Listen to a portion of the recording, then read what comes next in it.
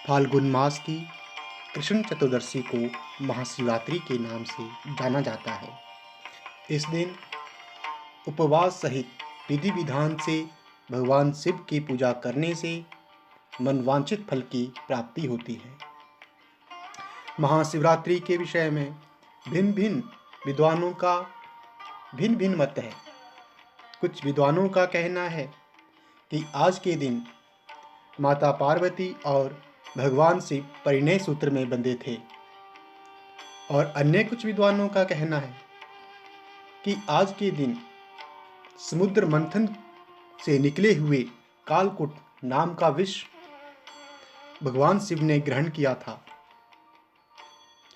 और शिव पुराण के अनुसार एक शिकारी की कथा भी इस त्योहार के साथ जुड़ी हुई है कि उसके द्वारा अनजाने में की गई पूजा से प्रसन्न होकर भगवान शिव ने उस पर अपनी असीम कृपा की थी। आज मैं वही कथा आप लोगों से कहने जा रहा हूँ। कृपया इसे ध्यानपूर्वक सुनिए। प्राचीन काल में किसी जंगल में एक गुरुद्रोह नाम का एक शिकारी रहता था, जो जंगली जानवरों का शिकार करता तथा अपने परिवार का भरण पोषण किया करता था। एक बार शिवरात्रि के दिन जब वह शिकार के लिए निकला, संयोगवश पूरे दिन खोज करने पर भी उसे कोई शिकार न मिला।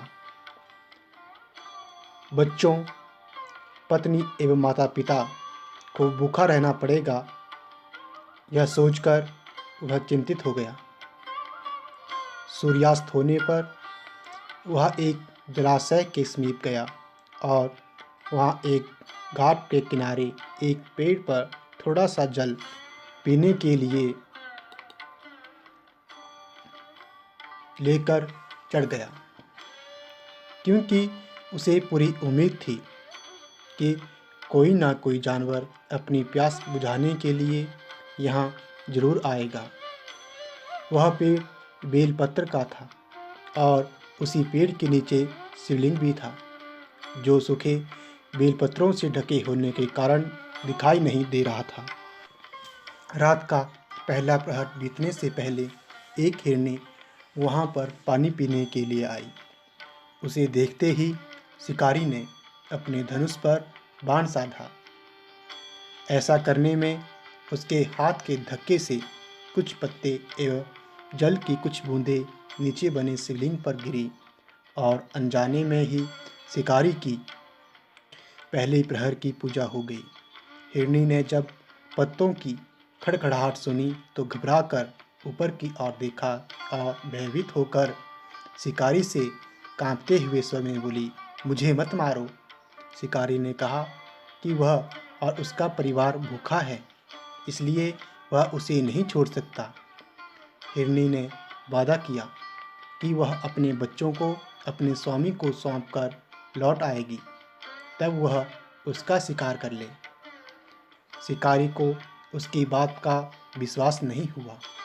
उसने फिर से शिकारी को यह कहते हुए अपनी बात का भरोसा करवाया कि जैसे सत्य पर ही धरती टिकी है, समुद्र मर्यादा में रहता है और झरनों से जलधाराएं गिरा करती है, वैसे ही वह भी सत्य बोल रही है। क्रूर होने के बावजूद भी शिकारी को उस पर दया आ गई और उसने जल्दी लौटना कहकर उस हिरनी को जाने दिया। थोड़ी ही देर बाद एक और हिरनी वहाँ पर पानी पीने आई। शिकारी सावधान हो गया, तीर साधने लगा और ऐसा करते हुए उसके हाथ के धक्के से फिर पहले की तरह थोड़ा जल और कुछ बेलपत्र नीचे शिवलिंग पर जा गिरे और अनायास ही शिकारी की दूसरे प्रहर की पूजा भी हो गई। इस हिरनी ने भी भयभीत होकर शिकारी से जीवनदान की याचना की, लेकिन उसके अस्वीकार कर देने पर हिरनी ने उसे लौट आने का वचन यह कहते हुए दिया कि उसे ज्ञात है कि जो वचन देकर पलट जाता है, उसका अपने जीवन में संचित पुण्य नष्ट हो जाया करता है।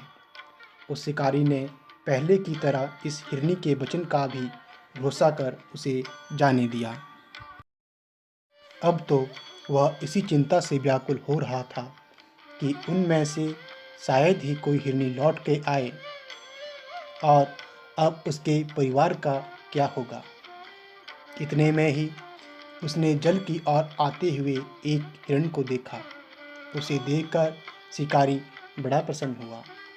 अब फिर धनुष पर बाण चढ़ाने से उसके तीसरे प्रहर की पूजा भी स्वतः ही संपन्न हो गई। लेकिन पत्तों के गिरने की आवाज़ से वह हिरण सावधान हो गया। उसने शिकारी की ओर देखा और पूछा, तुम क्या करना चाहते हो? वह बोला, अपने कुटुंब को भोजन देने के लिए तुम्हारा वध करूँगा। वह मृग प्रसन्न होकर कहने लगा, मैं धन्य हूँ कि मेरा यह शरीर किसी के काम आएगा। परोपकार से मेरा जीवन सफल हो जाएगा। पर कृपया कर अभी मुझे जाने दो ताकि मैं अपने बच्चों को उनकी माता के हाथ में सौंपकर और उन सब को धीरज बंधाकर यहाँ लौट आऊँ। शिकारी का हृदय उसके पांव पुंज नष्ट हो जाने से अब तक शुद्ध हो गया था। इसलिए वह विनयपूर्वक बोला, जो जो यहाँ आया सभी बातें बनाकर चले गए और अभी तक नहीं लौटे। यदि तुम भी झूठ बोलकर चले जाओगे तो मेरे परिजनों का क्या होगा?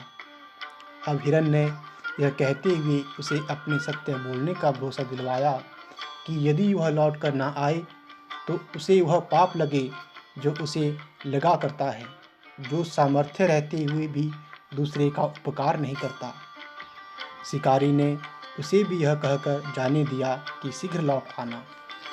रात्रि का अंतिम प्रहर शुरू होते ही उस शिकारी के हर्ष की सीमा न थी, क्योंकि उसने उन सब हिरनियों को अपने बच्चों सहित एक साथ आते देख लिया था।